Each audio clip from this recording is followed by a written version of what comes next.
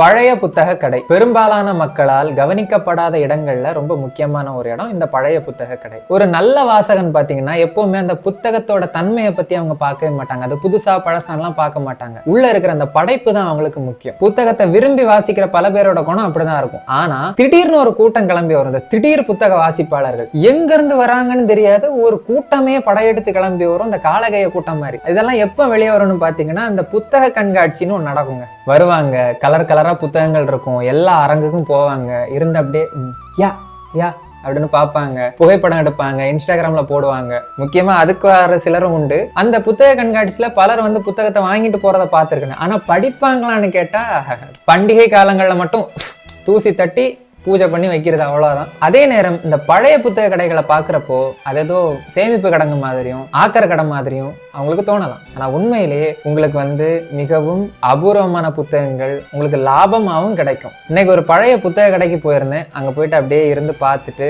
நிறைய புத்தகங்கள் வச்சிருந்தாங்க, நிறைய புத்தகங்கள். அங்க நான் வாங்கினது இந்த புறப்பொருள் வெண்பாமாலை இந்த புத்தகமும், த டா வின்சி கோட் டான் பிரவுன் அவர் எழுதின இந்த புத்தகம், மிக பிரபலமான கதை.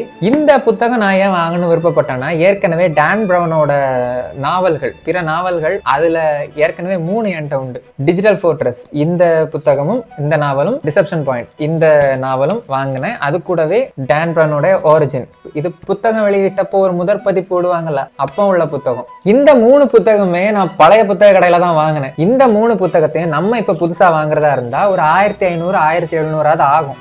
ஆனா பழைய புத்தக கடையில நான் 400 ரூபாய்க்கு வாங்கிட்டேன். இந்த டா வின்சி கோட் நாவலோட விலை 500 சில்லர் ரூபாயில இருந்து 700 சில்லர் ரூபாய் வரைக்கும் அந்த பதிப்பகத்தை பொறுத்து மாறும். இதை நான் 100 ரூபாய்க்கு வாங்கிட்டேன். எவ்வளவு லாபம்! புத்தகம் நல்லாவே இருக்குது.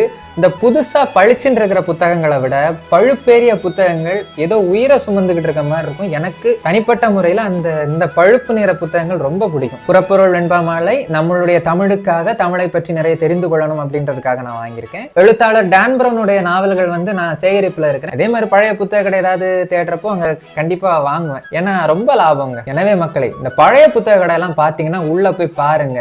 கண்டிப்பா ஏதோ ஒரு நல்ல புத்தகம் உங்க கண்ணில் படும். உங்களுக்கு வந்து விலை குறைவாகவே கிடைக்கும். மேன் வெர்சஸ் வைல்டுன்னு ஒரு தொலைக்காட்சி நிகழ்ச்சி வரும், பார்த்திருப்பீங்கன்னு நினைக்கிறேன். அதுல வந்து பேர் கிரில்ஸ் ஒன்று சொல்லியிருப்பாரு, ஒருத்தர் வேண்டான்னு போட்டது இன்னொருத்தருக்கு பொக்கிஷமா தெரியும் அப்படின்னு. அதை போலதான் பழைய புத்தக கடைகளும் எல்லாமே பொக்கிஷம். மக்களே, நீங்க போங்க. அந்த பழைய புத்தக கடைகளை நம்பி பல பேர் பொழப்பு நடத்திக்கிட்டு இருக்காங்க. நீங்க இப்படி பழைய புத்தக கடையில போய் வாங்குறது அவங்களுக்கும் உதவியா இருக்கும். நிறைய வாசிங்க, நிறைய பயணப்படுங்க, நிறைய மனிதர்களை சந்திங்க. வாழ்க்கை உங்களை செம்மையா பக்குவப்படுத்திடும். வெல்க தமிழ்.